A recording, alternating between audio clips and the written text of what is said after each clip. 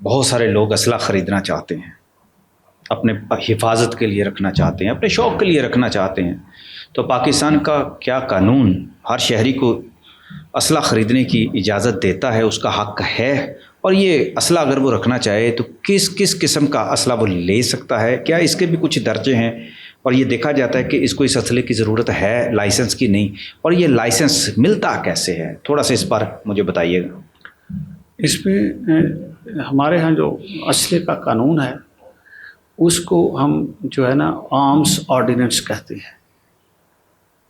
یہ 1965 میں بنا. اس قانون کے مطابق اسلحے کی اسپیسیفکیشن ہے کہ یہ اس قسم کا اسلحہ ہے.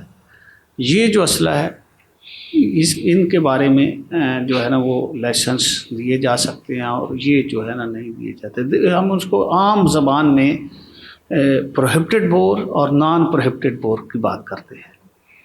جو پروہیبٹڈ بور ہے اس کا مطلب یہ ہے کہ ان کا نارملی لائسنس نہیں دیا جاتا. کون کون سی گن آئے گی اس میں؟ ہاں، اس میں آٹومیٹک گنس تمام کی تمام ہوتی ہیں، اور اسی طرح اس کو وہ 30 بور سے اوپر جب چلے جائیں، 32 بور کا ریوالور ہوتا تھا، اب تو وہ مارکیٹ میں بہت کم ہے. نہیں، اب وہ 30 بور کا پسٹل جو ہے اس میں یہاں تک ہے. اب اس کے اوپر جب چلے جائیں 38 بور ہے یا اس کے اوپر چلے جائیں تو وہ پروہیبٹڈ بور میں آتے ہیں. کلاشنکوف بھی پروہیبٹڈ بور میں ہے. تو یہ آٹومیٹک ویپنس ہیں. آٹومیٹک ویپنس کا جو ہے نا لائسنس نہیں ملتا. آٹومیٹک ویپنس اس حوالے سے جو کلاشنکوف ہے اس کا پرمٹ ہوتا ہے، جو گورنمنٹ آف پاکستان وزارت داخلہ جاری کرتی ہے. یہ عام آدمی کو کن بنیادوں پر ایسے لوگوں کو دیا جاتا ہے؟ آپ دیکھیں آٹومیٹک یہ سب کچھ پروہیبٹڈ، یہ سارے کے سارے لوگوں کے پاس جتنے بھی غیر قانونی تو جتنے لاش فش کے ساتھ جو نکلتے ہیں بڑی غیر قانونی تو جتنا مرضی جو رکھیں، لیکن نہیں، کیا یہ غیر قانونی ہوتا ہے جو سیکورٹی گارڈز کے پاس ہوتا ہے، جو عام پبلک کے سیکورٹی گارڈ سیولین جو ہے؟ اس میں 3-4 قسم کے لوگ ہیں. ایک وہ ہیں جو سیکورٹیز کمپنی سے. اب جو سیکورٹی کمپنی ہے اس طرح سے ان کو اختیار ہے کہ وہ کہتی ہیں کہ ہم یہ چونکہ سیکورٹیز کا کام کرتے ہیں لہٰذا اسلحہ اس میں بنیادی ایلیمنٹ ہے، لہٰذا ہمیں اتنے ویپنس دے دیے جائیں. اب سیکورٹی کمپنی کا ایک باقاعدہ قانون ہے.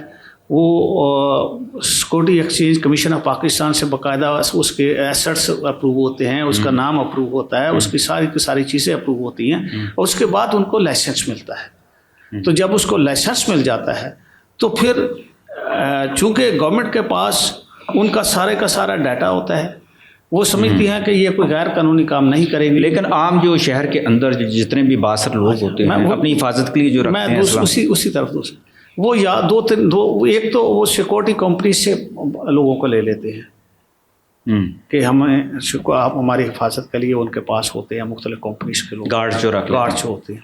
دوسرا یہ ہوتا ہے جو ان کے پرسنل گارڈس، وہ بھی پرسنل گارڈ ہی کہلاتے ہیں، وہ ان کو پے کرتے ہیں سیکورٹیز کمپنی کو. دوسرا یہ ہے کہ جو ان کے پرسنل گارڈز ہوتے ہیں اس میں وہ شخص جو ہے وہ بتاتا ہے گورنمنٹ آف پاکستان کو. اس میں بڑی واضح بات یہ ہے کہ اس میں ان کا اثر بھی شامل ہوتا ہے. ہمارے ملک میں M P S, M N S اور اس طرح پارلیمنٹرین جس کو ہے وہ یہ ان کو پریویلیجز حاصل ہیں کہ وہ کہتے ہیں جی ہمیں سیکورٹی کے لیے چاہیے. اس طرح وزارت داخلہ ان کو جو ہے نا وہ نان پروہیبٹڈ بورڈ جو آٹومیٹک ویپنس کا جو پرمٹ جاری کر دیتی ہے. عام شہری کے لیے، عام شہری کو ریزن یعنی ثابت کرنا پڑتا ہے کہ اس کو کیوں ضروری ہے، کیوں ضروری ہے، اس کا مسئلہ کیا ہے، اس کے لیے یہ اسلحہ رکھنا ضروری کیوں ہے. ادروائز ہر شہری کو قانون کے مطابق حق حاصل ہے کہ وہ لائسنس کے لیے اپلائی کرے اور لائسنس اسلحہ رکھے یا اپنی حفاظت کے لیے سیکورٹی گارڈ جو ہے سیکورٹی ایجنسی سے منگوا لے. اگر وہ سمجھتا ہے سیکورٹی ایجنسی منگوا لے. اور بعض حالات میں جب آپ دیکھتے ہیں کہ کورٹس میں، ہائی کورٹس میں اس حوالے سے پٹیشنیں فائل کی کہ ہمیں ضرورت ہے، اور لوگوں کو پولیس گارڈ بھی ملی، جہاں اسٹیٹ نے بنیادی طور پہ یہ دیکھنا ہے کہ کیا اس شخص کو اتنی ضرورت ہے سوسائٹی میں کہ اس کو کوئی ایسا مسئلہ ہے کہ یہ اس کو گارڈ کی ضرورت ہے، اس کو اسلحے کی ضرورت ہے.